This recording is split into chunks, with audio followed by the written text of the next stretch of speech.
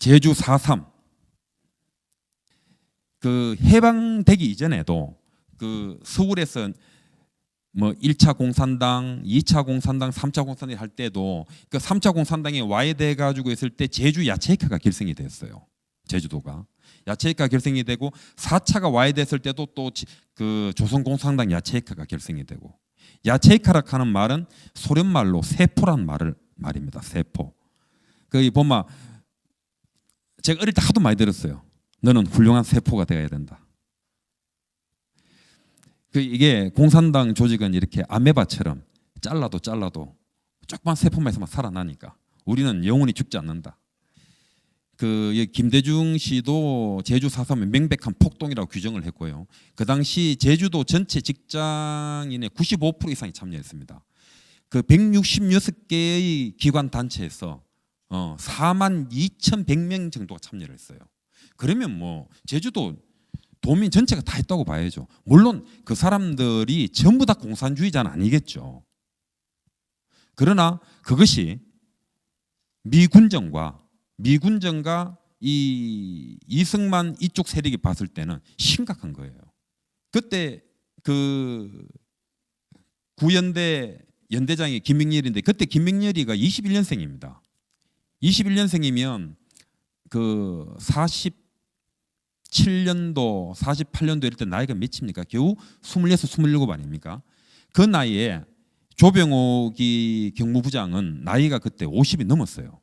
50이 넘었는데 조병옥 경무부장이 너도 빨갱이고 너희 아버지도 국제공산주의자 아니냐 이렇게 얘기를 한다고 자기를 모욕했다고 김명렬이가 먼저 선방을 때립니다. 조병옥이.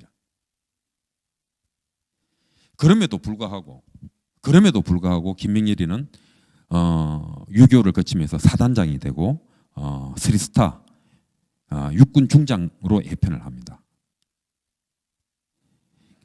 보면 대한민국이라는 나라는 이게 지나친 이렇게 자신감인지 모르겠지만 그 어떤 과거가 있더라도 그것이 필요하면은 다 규용을 하고 받아줘요.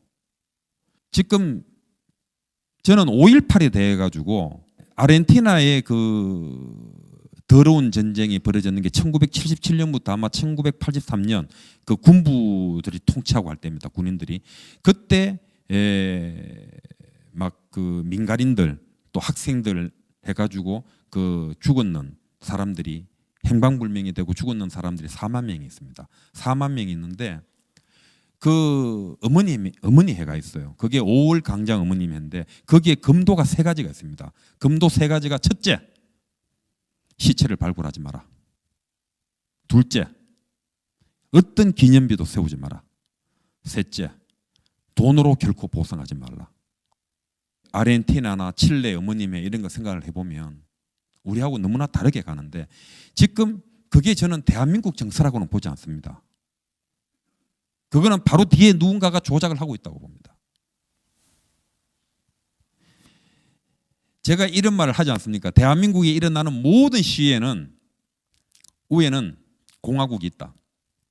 그러면 저보고 그래요. 야, 그렇게 말을 하면 우리가 불의를 보고 부정을 보고도 한가하지 못하고 시위하지 못하게 해야 되겠느냐?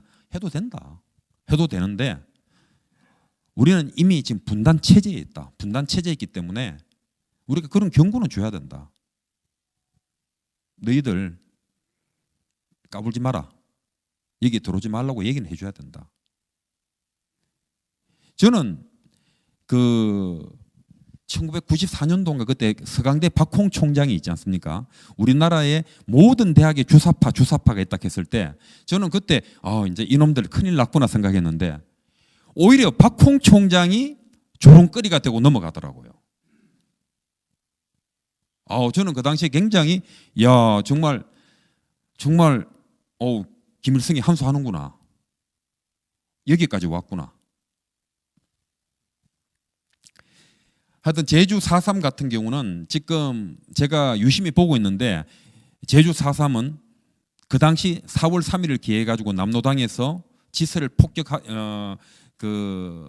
공격하라고 명령이 떨어진 날입니다. 여기 보면 그 용어 전술에 우리의 의식을 지배하고 역사를 무기로 해서 이간질을 조장한다. 이 이간질이라고 하는 것을 갖다가 이분들은 굉장히 좋아합니다. 공산주의자들은. 그 이간질 그러면 한국에서는 좀 나쁜 표현이잖아요. 그런데 꼭 나쁘게만 생각하실 필요는 없습니다. 이게 이간질이라고 하는 것이 이간객하는 것이 손자병법에서 우리가 가장 굉장히 중요한 부분이거든요. 우리도 이제 진짜 국민들하고 저 주사파 세력들하고 이간을 해야 됩니다. 그리고 이제 레닌과 이등 방문, 이 이등 방문을 갖다가 공산주의자들이 굉장히 좋아합니다. 이등 방문. 제가 이때까지 그 아버님을 통해 가지고 조청년 아저씨들이라든가 북에서 넘어온 사람들 제가 무수히 만났거든요. 이등 방문을 존경하지 않는 사람이 없습니다.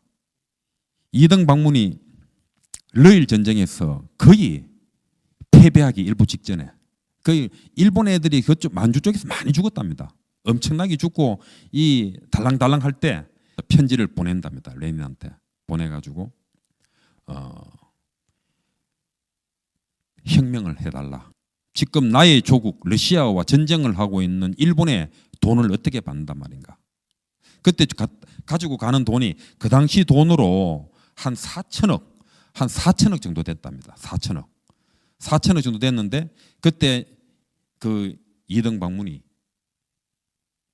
당신은 공산주의자 아닌가? 공산주의자는 사회동포주의자지 니콜라스 2세가 당신의 조국이냐? 그 이등 방문의 말을 곰곰이 레닌이 듣고 생각해 보니까 그 말이 맞거든요. 그래서 1905년도에 혁명을 일으킵니다. 혁명을 일으키니까 니콜라스 2세도 전선을 2개로 가져갈 수가 없는 거예요.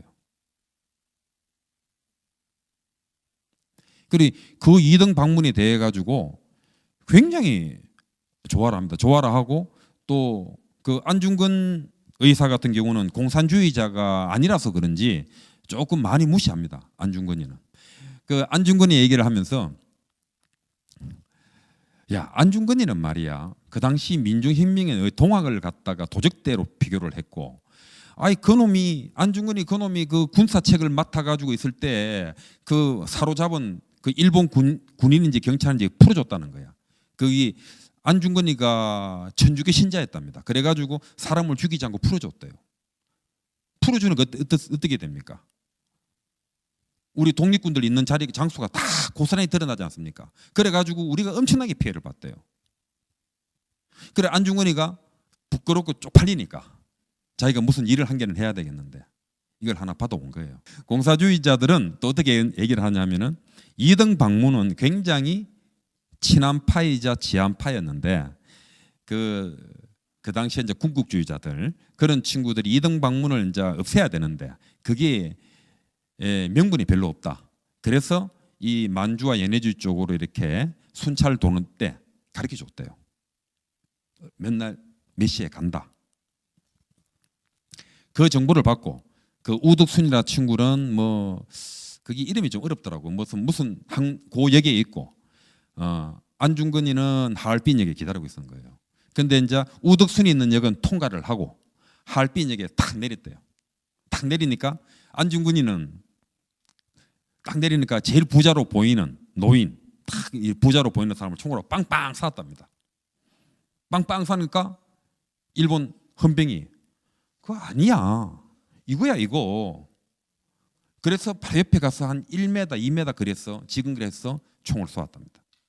그리고 공산주의자들은 안중근이가 썼는 그 동아시아 평화론에 대해서도 굉장히 좀 폄하를 합니다.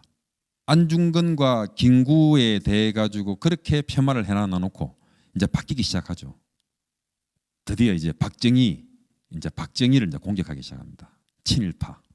옛날엔 남노당을 군사책을 하다가 이렇게 전향을 했기 때문에 굉장히 미워하는데 그 제가 질문했습니다. 저 근데요 그 옛날 그 김일성이 원조 김경천이도 일본 상한학교 나왔잖아요. 그러고 호지명이도 프랑스 가서 공부했고 깐디도 영국 가서 공부했고 다 식민 지배국에 가가지고 공부를 했는데 그 지금 뭐 북한에도 다 그런 사람들이 많던데 그럼 박정희가 육군 중위로 이렇게 해방 이후에 틀레틀레 만주로 내려오다가 만주 산적한테 총 맞아 죽었으면 친일파입니까? 기딴 질문하지 말라 그러더라고. 모든 것은 미래에 일어나는 이용물로서 역사를 만드는 것이지 그 역사는 현대사가 아닌 것이 하나도 없다. 정말 그때 제가 굉장히 당황스럽게 인식 그 역사를 해석하는 걸 바꾸는 걸 제가 봤고요.